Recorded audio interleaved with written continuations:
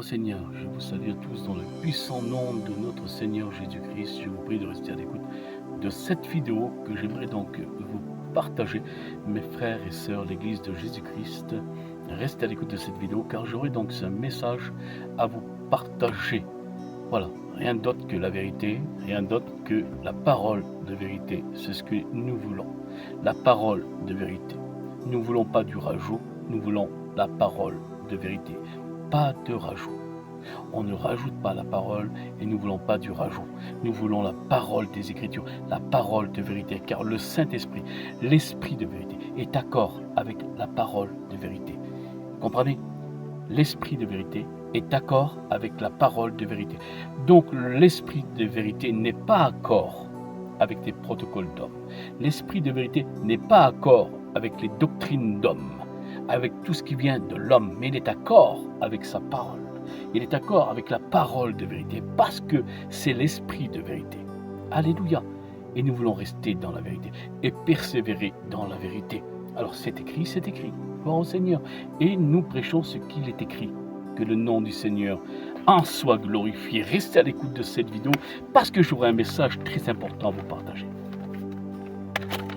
D'ailleurs, je l'ai intitulé ce message « Tu peux avoir une Bible, avoir de la connaissance et ne pas être sauvé. » Alors, c'est dur à entendre ce que je dis là, mais c'est la stricte vérité. Tu peux avoir une Bible. Alors, je me mets dedans aussi, moi.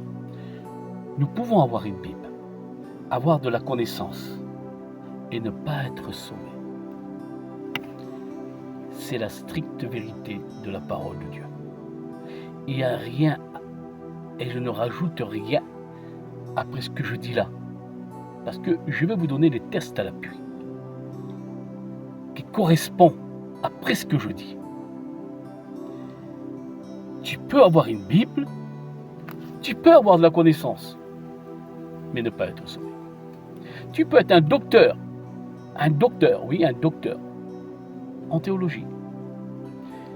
Tu peux avoir un cerveau à 3 étages de la connaissance et ne pas être sauvé.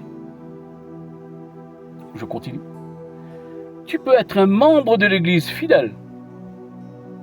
Tu peux y aller à l'église locale 3 fois par semaine. Tu peux avoir une tâche dans l'église et ne pas être sauvé. Pourquoi? Eh bien parce que tout simplement, le bâtiment ne sauve personne.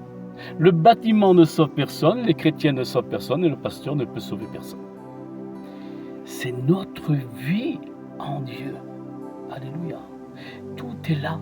Notre vie en Dieu. Notre vie en Dieu. L'Église, c'est une communion fraternelle. Persévérer dans l'enseignement des apôtres, dira dans les actes des apôtres. Persévérer dans l'enseignement des apôtres, dans la fraction du pain.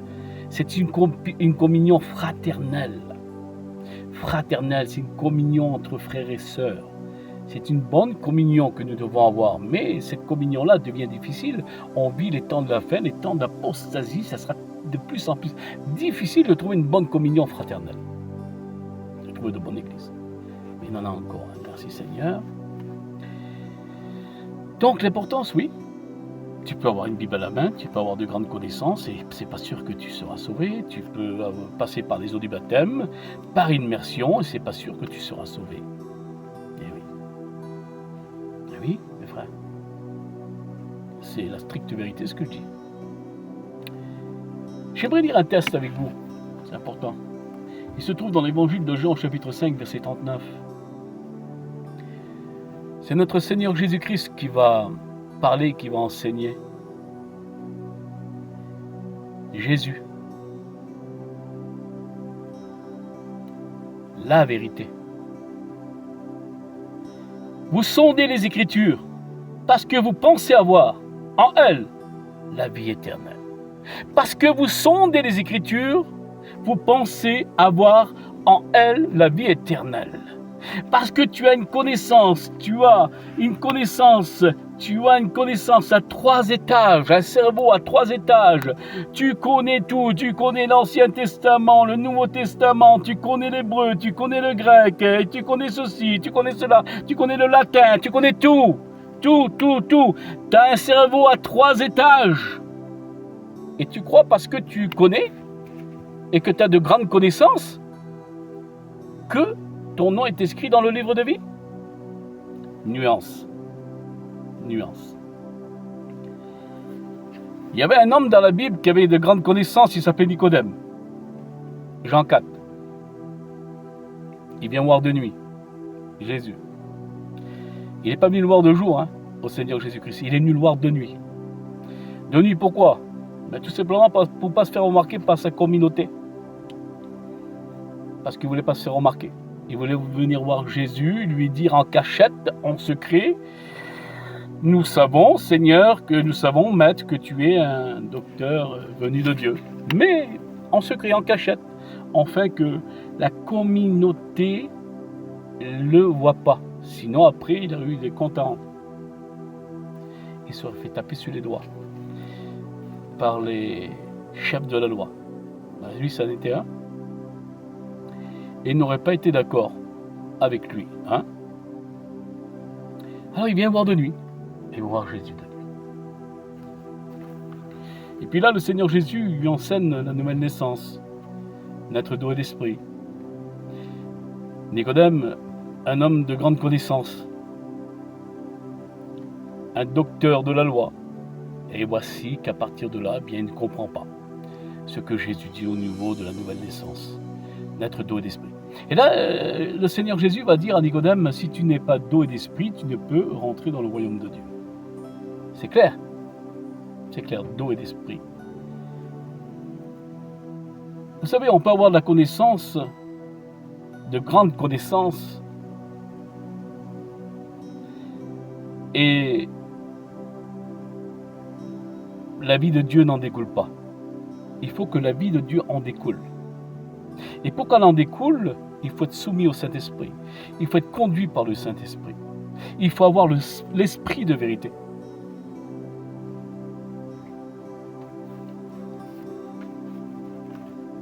Une vie en Dieu.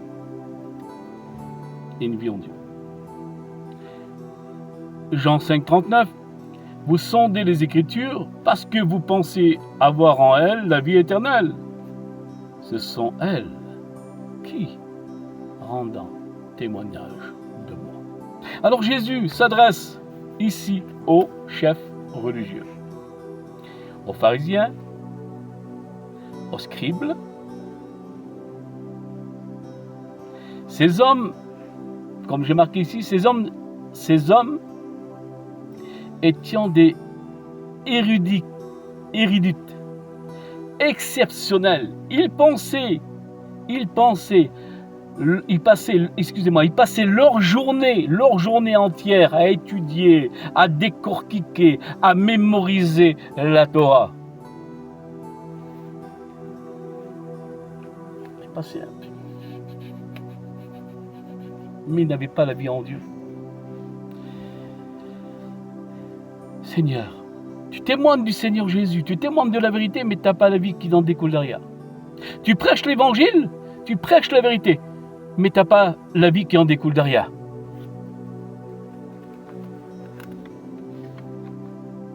Allez. Parce qu'il faut avoir la vie qui en découle derrière. Une vie conforme avec l'évangile, pour pouvoir annoncer l'évangile.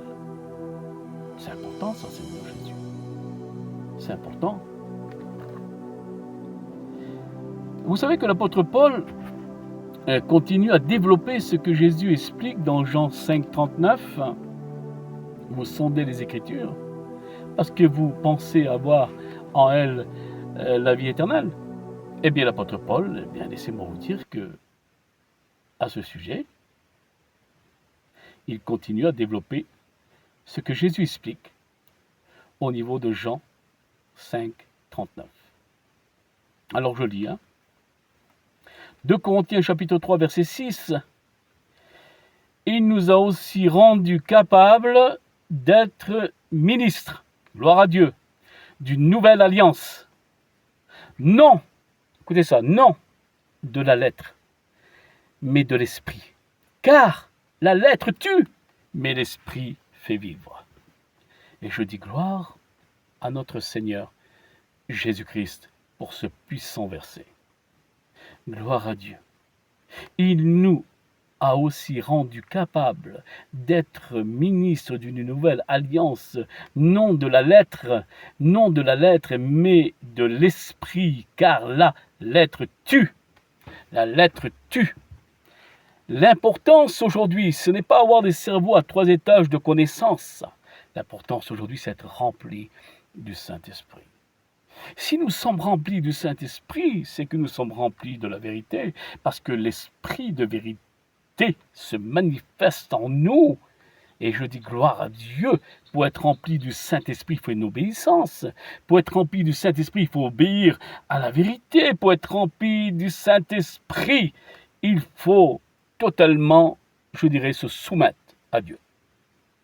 Se soumettre à Dieu. Et ça, c'est important, mes frères. C'est important. Alors, la lettre, elle tue. La lettre sans l'esprit, je dirais, la lettre sans l'esprit, elle n'a aucune efficacité. Vous comprenez l'importance? Aucune efficacité.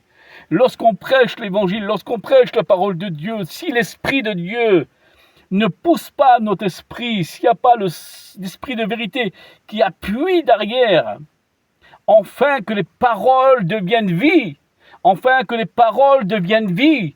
Alors, ce n'est qu'après que de la connaissance, ce n'est qu'un bon discours élégant, comme il dira l'apôtre Paul. Ma prédication à moi ne repose pas sur des discours persuasifs, élégants, mais elle repose sur une puissance de Dieu, sur la puissance du Saint-Esprit, sur la puissance, je dirais, de l'esprit de vérité. Alors, si elle ne pousse pas, par lequel nous allons parler, je dirais, de la parole de Dieu, et si l'esprit de vérité n'est pas là pour, je dirais, qu'elle puisse pousser notre esprit dans le sens que la parole de Dieu sortira dans nos bouches comme des paroles de vie. Mais sans l'esprit de vérité, c'est une parole qui n'a aucune efficacité. Que le nom du Seigneur en soit glorifié. Vous me suivez, mes frères et sœurs? Restez à l'écoute de cette vidéo. C'est très important. Écoutez ça. Matthieu chapitre 7, verset 22. Ah, tout le monde le connaît ce verset. Hein? Tout le monde le connaît. Et puis on en parle, et on en reparle, et on en parlera toujours de ce verset. C'est Jésus encore qui parle. Et le Seigneur Jésus va dire ceci dans Matthieu 7, 22. Matthieu 7, 22. Plusieurs me diront en ce jour-là. Donc là, nous savons que ce jour-là, c'est futuriste. Ça se passera dans le ciel, le jugement. Plusieurs me diront en ce jour-là. Seigneur, mais une répétition derrière. Seigneur, Seigneur. 2 fois Seigneur. Seigneur, Seigneur, n'avons-nous pas prophétisé par ton nom? N'avons-nous pas chassé les démons par ton nom? N'avons-nous pas fait beaucoup de miracles par ton nom? Alors je leur dirai ouvertement, je ne vous ai jamais connu. Retirez-vous de moi, vous qui commettez l'iniquité. Soyez attentifs, mes frères. Là, il est question des serviteurs de Dieu, parce qu'on voit qu'ils sont dans le feu de l'action. Dans le feu de l'action. Actifs. Et ça travaille pour Dieu. Écoutez ça. Je vous ai jamais connu, dira le Seigneur. Il ne dit pas, je vous ai connu pour un moment. Mais là, il dit, je vous ai jamais connu. Si le Seigneur les a jamais connus, c'est que le Seigneur ne les a pas choisis. Ils n'ont pas été choisis. Ils ont exercé donc le ministère sans être choisis, ces hommes-là. Parce que s'ils auraient été choisis, Le Seigneur a dit, je vous aurais connu pour un temps. Mais là, il dit, je vous ai jamais connu. Jamais connu. Attention, mes frères, il y a de fausses conversions. Il y a de fausses conversions. Il y en a qui ne sont même pas nés d'eau et d'esprit, et ils sont serviteurs de Dieu. Pourquoi? Parce qu'on leur a donné une carte, tout simplement, l'autorisation de prêcher. Mais il y en a qui ne sont même pas d'eau et d'esprit, ils ne sont même pas nés d'eau et d'esprit. Et tu as des serviteurs qui ne sont même pas nés d'eau et d'esprit.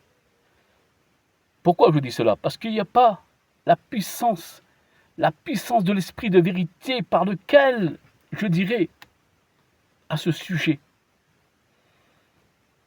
Parce que lorsqu'on parle d'être né d'eau et d'esprit, doit en découler en nous les fruits de l'esprit. Et dans les fruits de l'esprit, il y a le caractère du Christ. Même si on ne manifeste pas les 9 fruits, mais il en a manifesté quelques-uns, c'est important. Surtout, la maîtrise de soi. Et c'est important. Ah oui. Parce qu'il y a des prédicateurs qui se mettent en poste de boxe en 5-5. Il suffit de taquiner un petit peu et puis ça y est, c'est parti. Alors là, moi, je vois pas des personnes nées d'eau d'esprit. Je continue, hein. Matthieu 7, 22. Plusieurs me diront ce jour-là, Seigneur, Seigneur, n'avons-nous pas prophétisé en ton nom? N'avons-nous pas chassé les démons par ton nom? N'avons-nous pas fait beaucoup de miracles par ton nom? Alors je leur dirai ouvertement, je ne vous ai jamais connus. Retirez-vous de moi, vous qui commettez l'iniquité. Comment voulez-vous? Comment voulez-vous servir le Seigneur en commettant l'iniquité, en faisant des compromis? On ne peut pas servir le Seigneur dans ce sens-là. Vous savez, aujourd'hui, on ne prêche plus sur la sainteté. Mais en réalité, c'est qui que nous suivons, nous? C'est Jésus, c'est le Christ, c'est le Fils de Dieu. Qui était Jésus? L'homme parfait, sans péché, pur, saint, la pureté. C'est lui que nous suivons. La Bible dit que nous devons lui ressembler. Alors pour lui ressembler, bien sûr, il va falloir, bien sûr,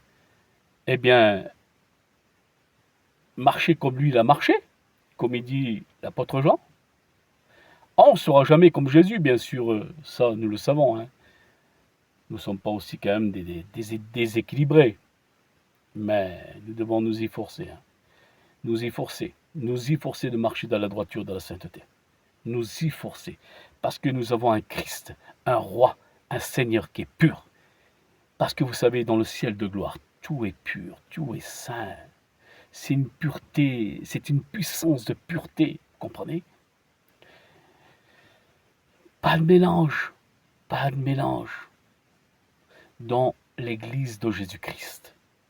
Pas de compromis. Vous qui commettez l'iniquité, vous qui êtes cachetiers, vous qui camouflez, ah là là Seigneur, on peut en dire, hein. Mets-toi à jour devant Dieu, tout ce qui ne va pas, tout ce qui n'est pas de la gloire de Dieu, mettons à jour devant Dieu. Soyons sincères, soyons vrais, ne cachons pas. Tout est à découvert devant Dieu. C'est bien, hein, tu caches devant les hommes, mais Dieu le sait ce que tu fais. Repends-toi. Et quelle importance, Seigneur, de se répandre. De se répandre, réellement. Ah, non pas avec des larmes, parce que vous savez, des repentances avec des larmes, j'en ai vu, revu encore. Hein. Non. Dans la repentance, il faut que le cœur soit déchiré totalement. Ah oui, vraiment. Une vraie repentance. Vrai. Le Seigneur veut que nous soyons vrais. C'est pour cela qu'il cherche qui? Le Seigneur, il le dit, je veux et je cherche. De vrais adorateurs en esprit, en vérité, de vrais adorateurs, des adorateurs qui m'adorent, non pas dans les compromis, mais qui m'adorent, et qui cherchent à faire la volonté de Dieu. Et puis c'est important ça, Seigneur Jésus. Hein. Et c'est important, mes frères. l'apôtre Paul va dire quelque chose de très important. Considérez-vous mort. Considérez-vous mort. L'apôtre Paul nous dit qu'on doit se considérer mort. On doit être mort. Mort au monde. Et si nous sommes morts au monde, nous sommes morts au péché. Parce que le monde est corrompu par le péché. Considérez-vous mort. Mais si nous aimons encore le monde, si nous aimons encore le monde, ce qui veut dire que nous sommes encore vivants, on n'est pas morts. Et si nous ne sommes pas morts, comment voulez-vous ressusciter avec le Christ? Il faut mourir pour ressusciter avec le Christ. Mourir au monde, mourir au péché. Il faut mourir pour ressusciter. Si on ne meurt pas, on ne peut pas ressusciter. Est-ce que vous comprenez ça? C'est important ça, Seigneur Jésus. Matthieu 16, 24. Celui qui veut venir après moi, qu'il renonce à lui-même, qu'il se charge de sa croix et qu'il me suive. Mais avant de suivre Jésus, il faut se charger de sa croix. Qu'est-ce qu'une croix? C'est un instrument de mise à mort. C'est sur une croix qu'on a crucifié et qu'on a mis à mort le Seigneur Jésus-Christ. Qu'est-ce que nous devons nous charger? Oui. Eh bien, tout simplement, on doit se charger de la croix. Oui, on s'en charge. Pour crucifier le vieil homme, la chair, la chair, la chair, la chair. Cette chair, je peux vous dire, elle est vraiment contraire à l'esprit, vraiment contraire à Dieu. Qu'est-ce qu'elle est dangereuse, cette chair? Un homme qui n'a pas crucifié la chair, un chrétien qui n'a pas crucifié la chair, c'est un dangereux. Un chrétien qui n'est pas mort, il est dangereux. Il est dangereux. Et je dis devant Dieu, c'est la vérité. Parce qu'un homme charnel ne peut comprendre le spirituel. Un homme charnel ne comprendra pas les hommes de Dieu. Un homme charnel qui marche selon la chair, il sera toujours contre les véritables enfants de Dieu. Les véritables, je dis bien, enfants de Dieu. À combien que c'est important, Seigneur? L'homme charnel est dangereux. C'est pour cela que le Seigneur Jésus nous demande de se charger de la croix, de se charger de notre croix et de crucifier cette chair qui est mauvaise, qu'elle demande toujours le contraire de Dieu. Les convoitises du monde, elle est attirée au monde. La chair est attirée au péché. Et si la chair n'est pas crucifiée, si le vieil homme n'est pas crucifié, il n'y a rien de changé. Il n'y a rien de changé. Qu'auparavant, ce n'est pas le baptême d'eau qui va te changer, qui va te donner la nouvelle naissance. Vous comprenez l'importance? Le baptême d'eau, il le faut. C'est écrit, c'est la parole de Dieu.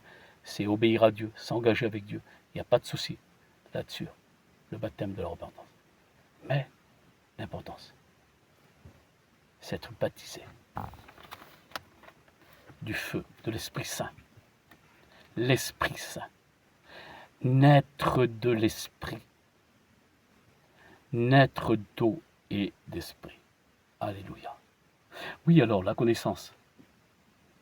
J'ai un cerveau à 3 étages, mais le problème, je suis dans la chair.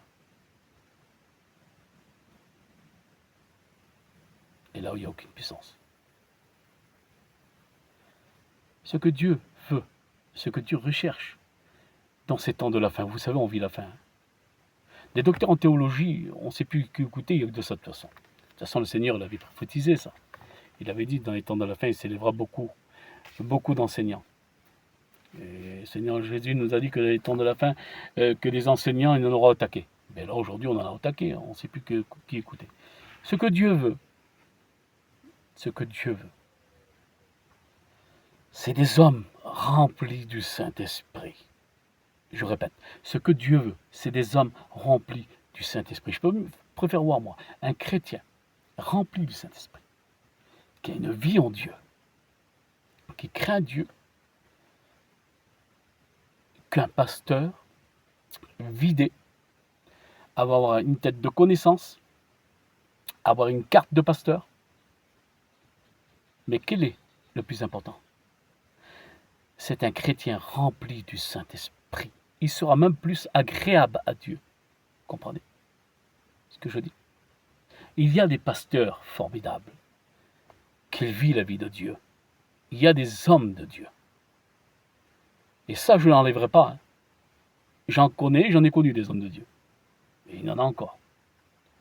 Mais très peu, les frères. Très peu. Des hommes de vérité, il y en a très peu. On vit les temps aujourd'hui de tromperie, d'apostasie. On vit des temps aujourd'hui où c'est que la contrefaçon est là. La contrefaçon est là. Alors l'importance, mes frères et sœurs, aujourd'hui, ce qu'il faut faire, aujourd'hui, c'est être sincère avec Dieu. Vivre la vie de Dieu. Obéir à Dieu. Et aimer, bien sûr. Aimer ses frères. Aimer ses sœurs. Mais pas avec une fausse amour. Avec l'amour de la vérité. Parce que celle-ci, c'est le véritable amour du Christ. L'amour de la vérité. Voilà. De la vérité. Sans arrière-pensée. Un véritable amour. Que le nom du Seigneur en soit glorifié. Soyez bénis. Ce sera les derniers mots de la fin. Et je vous donne rendez-vous pour une prochaine vidéo. Voilà. Soutenez-moi, encouragez-moi, afin que je puisse continuer à faire des vidéos sur ma chaîne YouTube. Voilà, je suis un serviteur mieux que personne, mais j'aime la vérité. Je suis amoureux de la vérité. Je suis contre le mensonge, je suis contre tout ce qui est pas de la gloire de Dieu. Je dénonce les œuvres du diable. Je suis meilleur que personne, mais j'aime la vérité. Mais je suis beaucoup attaqué. Et je dis devant Dieu que je suis beaucoup attaqué par l'ennemi. Beaucoup, beaucoup. Et je suis beaucoup mal vu par les religieux. Parce que beaucoup de religieux me font la guerre. Mais dans le livre de Jérémie, il dit, ils vous feront la guerre, mais ils ne vous vaincront pas. Parce que celui qui est vrai, celui qui était l'homme de vérité, qui obéit à son Dieu, et qu'il a été choisi réellement de Dieu, Dieu est avec lui. Et qui sera contre lui? C'est ça que j'aime bien, moi. Lorsque Dieu est avec vous, qui sera contre vous? Lorsque Dieu est avec nous, qui sera contre nous? Personne. Ça sera les derniers mots de la fin. Soyez bénis, mes frères et sœurs. Priez pour mon ministère, priez pour moi. Et si vous avez des questions, n'hésitez pas de m'appeler. Voilà, je vous laisse mon numéro de téléphone encore de nouveau. 07 83 62 20 00. Vous avez des questions, appelez-moi. Il n'y a pas de souci, je serai là pour vous répondre. Hein. Et puis, je suis un serviteur de Dieu. Si jamais ça ne va pas, que vous avez passé par des découragements, par des problèmes, n'hésitez pas de m'appeler. Hein. Voilà, que le nom du Seigneur en soit glorifié. Soyez tous bénis dans le puissant nom de notre Seigneur. Amen.